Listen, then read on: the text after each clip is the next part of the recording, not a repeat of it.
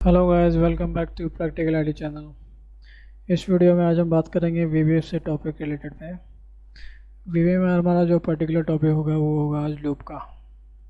Loops कि हम loops VBA में कैसा है, कैसे इस्तेमाल करते हैं और क्यों इस्तेमाल करते हैं। लूप्स होता क्या है basically? Loops basically repetition of task होता है, मगर dynamic as a dynamic repetition. मान लीजिए मुझे 10 बार कोई काम करना है और 10 बार मुझे दूसरे दूसरे तरीके के काम करते हैं, तो वो क्या करेगा, हम उसे एक स्टार्टिंग पोजीशन देंगे और एंड पोजीशन देंगे कि स्टार्टिंग पोजीशन से लेकर एंड पोजीशन तक उतने बार वो लूप चले। यानी मान लीजिए मैंने 1 से लेकर 10 तक बोला चलने को, तो पेगा एक से फिर जाएगा, स्टार्टिंग पोजीशन पे जाएगा, एंड पे जाएगा, फिर स्टार्टिंग पोजीशन पे आएगा, फिर एंड पे जाएगा। तो ऐसे वो जो लूप होता है, लूप हमारा सर्कल जो है काम करता है वो, जिसे हम कहते हैं साइकिल। एक तरह का साइकिल, जैसे साइकिल का जब पहिया घूमता है ना, साइकिल का जो पहिया होता है वो घूमता है, वो व्हील। तो व्हील क्या करता है, वो एज ए लूप काम करता है। वो जब तक हम उसे पैडल मारते रहते हैं तब तक वो घूमता रहता है। वो जब तक हमने उसे इंस्ट्रक्शन देना बंद कर दिया, यानी हमने पैडल मारना छोड़ दिया, तो वो लूप वहाँ पे, तो वो व्हील है वहाँ पे रुक जाती है। तो ठीक उसी प्रकार जो लूप होता है प्रोग्रामिंग लैंग्वेज में ऐसे ही काम करता है। आप किसी भी प्रोग्रामिंग लैंग्वेज ले लीजिए, C# ले लीजिए, जावा ले लीजिए, पाइथन ले लीजिए, वीबीए ले लीजिए, या फिर आप SQL सर्वर ले लीजिए। लूप सबका एक ही तरह से काम करता होता है। हमें उसे एक तरह से एज ए एंडिंग पॉइंट हमें बताना होता है कि हमें कब जाके लूप जो था एंड करना है हमें। तो आइए इस वीडियो में हम बात करेंगे फॉर लूप की। फॉर लूप होता है क्या बेसिकली? तो आइए मैं आपको अपने विजुअल बेसिक एडिटर पर ले चलता हूँ। तो आप यहाँ से इंसर्ट करके मॉड्यूल कर लीजिएगा। तो मैं बेसिक फॉर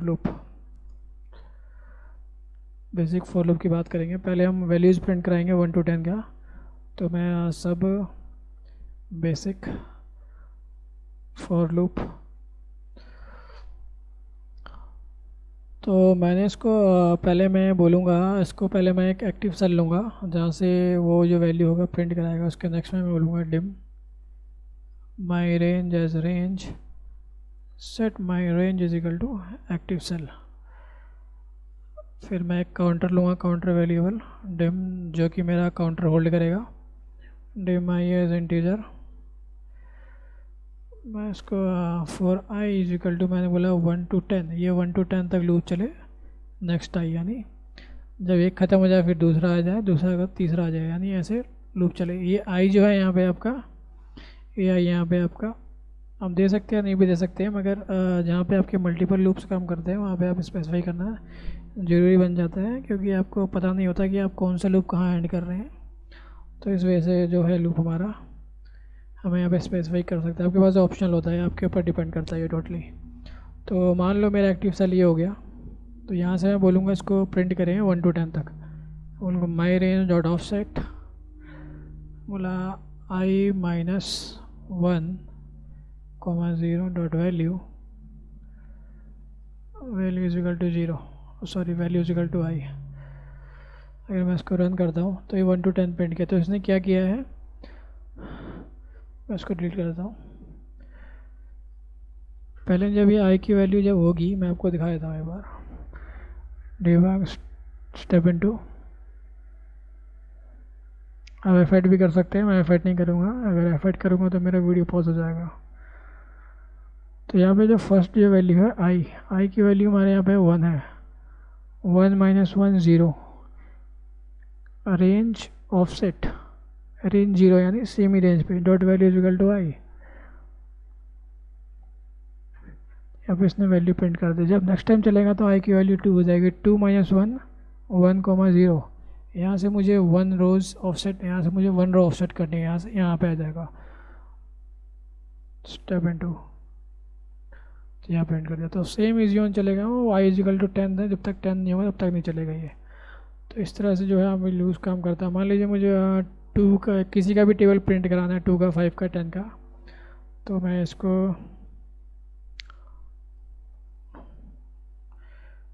मान लीजिए मुझे यहाँ पे टेबल प्रिंट कराना है 2 का, तो मैं ऐसे 2 to 10 टाइम्स प्रिंट कराऊंगा। 2 to 20, यानी 2 से प्रिंट हो 10 टाइम्स चले वो। तो 10 टाइम्स चलने के लिए हमारे पास एक कीवर्ड होता है वीबीए में, जिसे कहते हैं स्टेप 2। स्टेप 2 मतलब क्या करेगा ये, पहले जब फर्स्ट टाइम चलेगा 2 आएगा, 2 में क्या करेगा, 2 स्टेप कर देगा, यानी स्टेप 2 को जोड़ देगा, यानी दो दो आगे जंप कर जाएगा ये, यानी 2 आगे ऐसे चलेगा, 2 4 6 8 ऐसे करके चलेगा। अगर मैं यहाँ पे स्टेप 3 करता तो क्या करता है, 3 वैल्यूज़ को जंप करता है, ये 2 आता, फिर 5 आता, 5 3 8 आता, ऐसे चलता है ये। तो यहाँ पे मैंने टेबल का 2 का टेबल प्रिंट करने के लिए तो मैंने यहाँ पे स्टेप 2 का दे दिया है मैंने।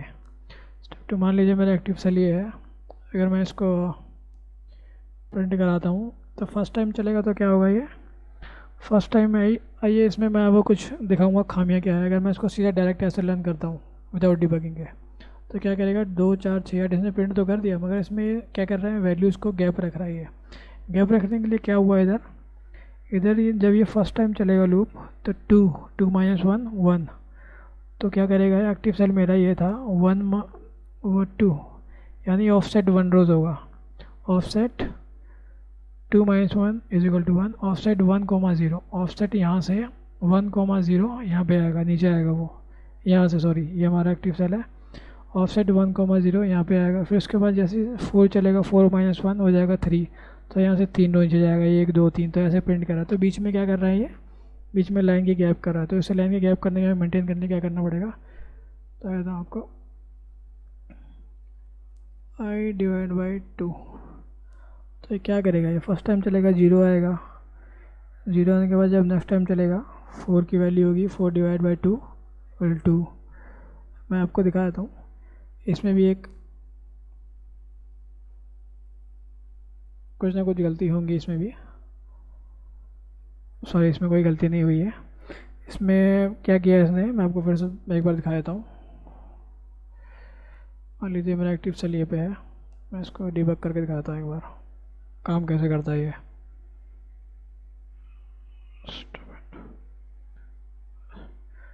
मैंने इसको बोला स्टेप 2 बोल रखा है अभी यहाँ पे स्टेप 2 जब नेक्स्ट टाइम लूप चलेगा तब बताऊँगा। फर्स्ट टाइम जो वैल्यू है मेरी उसकी आई की वैल्यू 2 है, 2 2/2 0,0, यानी 2/2 0,0 डॉट वैल्यू = आई। तो मैंने इसको यहाँ पे जो वैल्यू होगी हमारी यहाँ पे हो गई, 2 वैल्यू प्रिंट कर दी इसने। अगर जब मैं नेक्स्ट टाइम इसको लूप चलाऊँगा स्टेप इनटू, तो आई की वैल्यू क्या होगी, आई की वैल्यू इस बार 4 होगी, 3 नहीं, क्योंकि हमने इसको बोला है स्टेप 2 आगे जाए, यानी 4 देगा, 4/2 = 2 0 1 2। सॉरी यहाँ पे फर्स्ट टाइम 2/2 = 1 होगा, नेक्स्ट टाइम 4/2 = 2 होगा, 6/2 = 3 होगा। तो ये ऐसे काम कर रही है। अगर मैं इसको डिबग करता हूँ दोबारा, तो अभी क्या वैल्यू है इसमें, 4/2 = 2,0, रेंज ऑफसेट 2,0 1 और 2, यहाँ पे वैल्यू प्रिंट कर देगा, इसकी 4 लिख देगा, फिर ऐसे सो ऑन करके ये 0 to 2 to 20 की आपकी वैल्यू प्रिंट करा देगा। अगर आप 5 का टेबल आप करना चाहते हैं तो 5 लिख दीजिए यहाँ पे, 5 10 जो 50 होता है, स्टेप 5 कर दीजिए, 5 आपको वैल्यू स्क्रिप्ट करानी है, इसको भी आप 5 से डिवाइड कर दीजिए, इसको रद्द करोगे आप, देखा आपने 5 की जो वैल्यू है 5 का टेबल इसमें प्रिंट कर दिया। तो आप इस तरह से जो है लूप इस यूज़ कर सकते हैं। मान लीजिए मुझे बैकवर्ड जाना है, बैकवर्ड मुझे 10 to 1 प्रिंट कराना है, तो आप क्या कर सकते हैं, इसके लिए एक नया प्रोसीजर बनाऊंगा, इसको बोला 10 to 1 स्टेप। अब इसमें मैं बोलूँगा -1 स्टेप, -1 यानी ये -1 स्टेप करेगा। ये इसमें क्या करेगा, ये जब फर्स्ट टाइम लूप चलेगा 10 आएगा, फिर नेक्स्ट टाइम लूप चलेगा 10 -1 यानी -1 यानी पीछे जाना है, हमें बैकवर्ड जाना है, 10 - 1 9, फिर सेम सिमिलर 9 - 1 8, ऐसे जाएगा ये। इसको मैंने बोला 10 - i, तो इसमें क्या करेगा, फर्स्ट टाइम जब ये लूप चलेगा, लूप चलने के बाद फर्स्ट टाइम 10 - i 10 - 10 0, फिर उसके बाद 10 - 9 1, 10 - 2 8, ऐसे काम करेगा। मैं इसको यहाँ पे दिखा देता हूँ एक बार, इसको यहाँ पे रन करता हूँ, 10 9 8 7 6 5 4 3 2 1, तो ये ऐसे काम करता है लूप में। तो तो मान लीजिए मेरे पास कुछ यहाँ पे कुछ सेल्स हैं, कुछ वैल्यूज़ हैं मेरे पास। मान लीजिए मैं कुछ भी वैल्यू देता हूँ 1 to 6 1, ये फिल सीरीज़ कर दिया मैंने। मान लीजिए 1 to 8 मुझे ये सम करना है। ये सम कैसे होगा ये? आइए मैं इसको फंक्शन की तरह बता देता हूँ आपको। फंक्शन से फंक्शन सम अंडरस्कोर रेंज, मैंने बोला from n as integer comma, इसमें मैं दो पैरामीटर पास कराऊंगा, एक कहाँ से चले और कहाँ तक चले, कब से कब तक। To n as integer as long dim I as integer. मैंने इसको बोला for I is equal to 1 to from n from n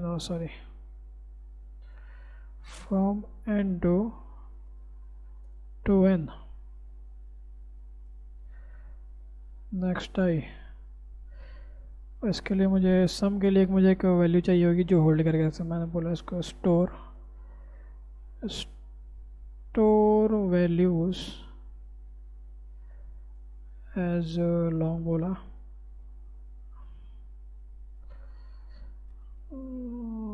long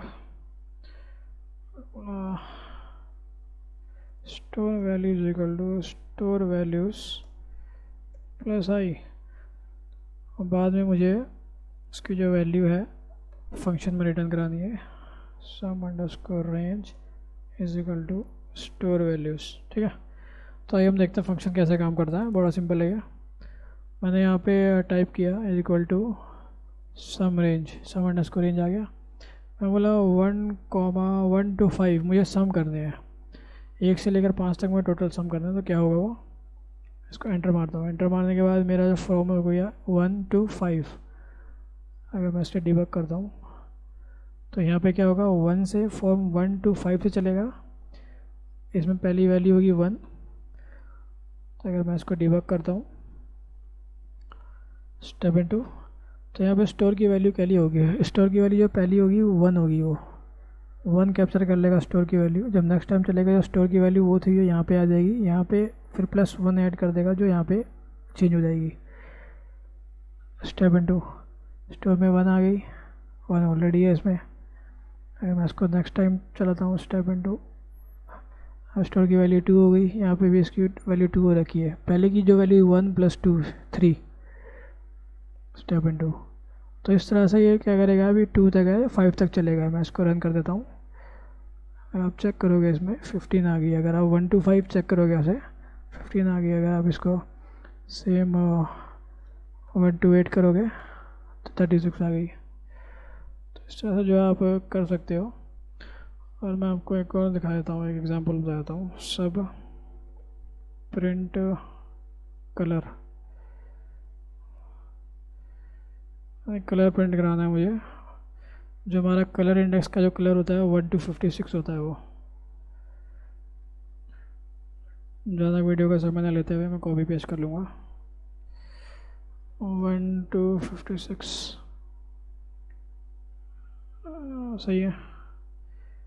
मतलब my range dot offset i-1 0 dot interior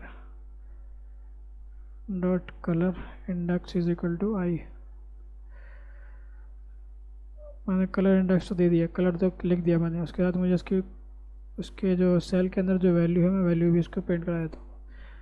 मैं बोलूँगा dot value is equal to i. तो मान लीजिए मेरा एक्टिव सेल ये है, 1 to 56 तक चलेगा। ये 1 to 56 तक डिफरेंट कलर प्रिंट करेगा 56 तक, और 1 to 56 तक की इसमें वैल्यू एंटर कर देगा। अगर मैं इसको रन करता हूँ तो 1 से चलाइए, कहाँ तक चलाइए, 56 तक चलाइए, 50/56। अगर मैं इसको 57 देता हूँ तो काम नहीं करता, क्योंकि ये 50 VBA में जो है कलर इंडेक्स 56 तक ही काम करता है। ये इसमें बोल दिया सबस्क्रिप्ट आउट ऑफ रेंज, यानी ओवरफ्लो हो चुका है ये। Subscript out of range, overflow नहीं है sorry, subscript out of range मतलब वो वैल्यू इसमें नहीं है, वो है आउट ऑफ रेंज है वो। तो मैं 0 to 56 से काम करता है ये। अगर मैं इसको मान लीजिए यहाँ पर टाइप करता हूँ तो देख लीजिए 56 तक ये काम करेगा ये।